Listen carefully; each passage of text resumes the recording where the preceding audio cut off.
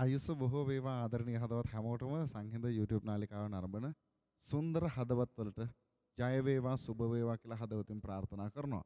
අද මේ ගීතයෙන් ජීවිතයට කතාවේ දෙයක් නෙමෙයි අරන් ආවේ. ඇත්තටම අද දවස් වෙනකොට YouTube නාලිකාව subscribe කරපු ප්‍රමාණය මහා ලොකු ප්‍රමාණයක් මට හම්බෙලා තිනවා. 500 දෙනෙක් YouTube නාලිකාව subscribe කරලා තිනවා. ඒ හැමෝටම ගොඩක් ස්තුතියි. ගොඩක් ආදරෙයි මගේ YouTube එක බලනවට පුංචි හරි දේවල් ටිකක් ජීවිතයට එකතු කරගන්නවට ඔයාලට ගොඩක් ස්තුතියි.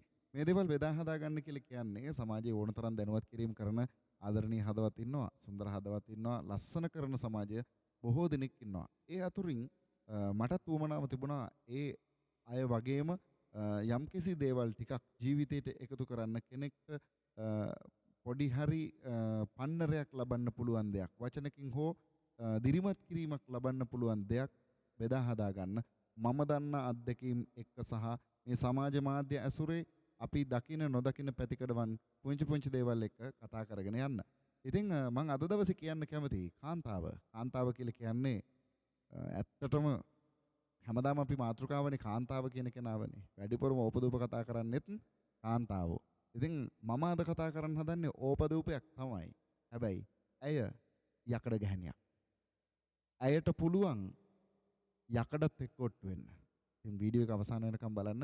පුංචි වෙලාවයි තියෙන වීඩියෝ එක විනාඩි 3මාරක් 4ක් විතර උඩරිම තියෙන්නේ.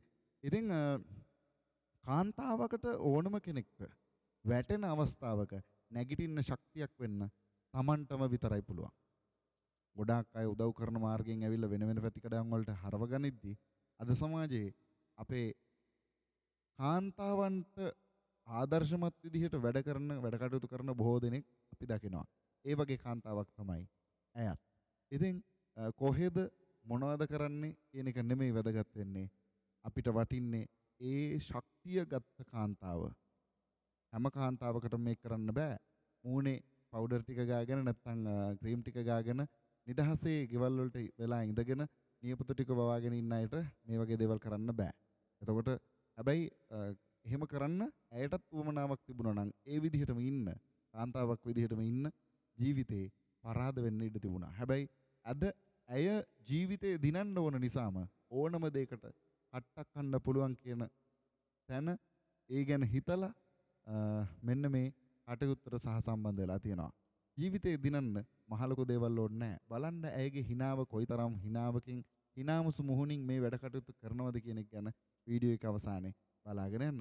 ඉතින් ආදරණීය හදවත් හැමෝටම මම මේ පණිවිඩය ගෙන ආවේ මේ වගේ යකඩ කාන්තාවන් ඕන තරම් අපේ සමාජයේ ඉන්නවා. ඔබත් යකඩ ගැහණියක් වන්න ජීවිතේ දිනන්න දෙපාරක් තුන් පාරක් හිතන්න එපා. කාගෙන්වත් බලාපොරොත්තු වෙනවට වඩා හොඳයි තනි තීරණ සමහර වෙලාවල් වල ගන්න සමහර සුබ විදිහට ගන්න තීරණය ඔයාගේ ජීවිතේ ජයග්‍රහණය කරාම ගෙනියනවා.